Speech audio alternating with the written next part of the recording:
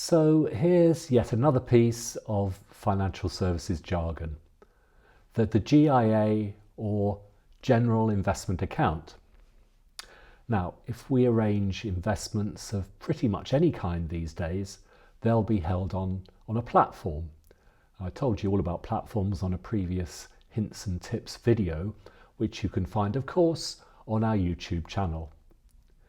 If you are wise enough to decide you'd like us to arrange to invest a chunk of money for you, we'll have agreed with you how it should be invested, how much risk you're happy to take, whether you want to invest ethically, and if you want or need to take an income from your investments. We then usually put as much as we can into ISAs, and possibly, depending on your circumstances, into a pension or maybe an investment bond.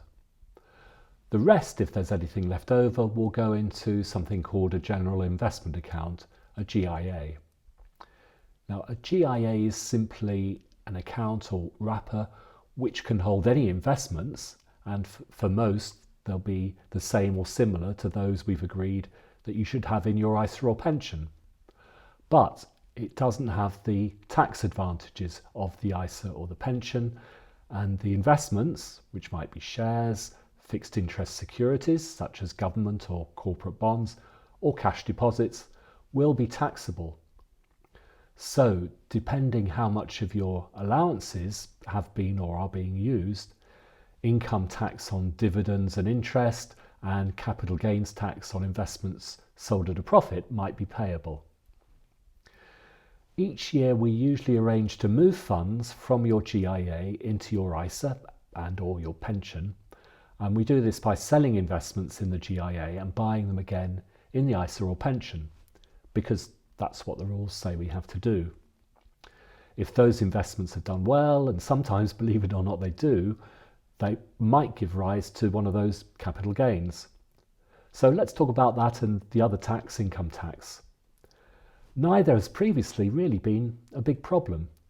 You've been allowed over £12,000 of profits before tax became payable, which means for most, any gains made when we sell investments have been within the allowance.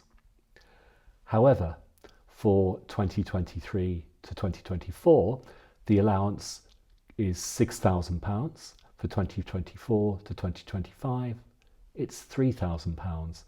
And that means we have to be much more careful when selling any investments, and when money in one of these GIAs is in a managed portfolio where the fund manager regularly buys and sells as well, still more careful.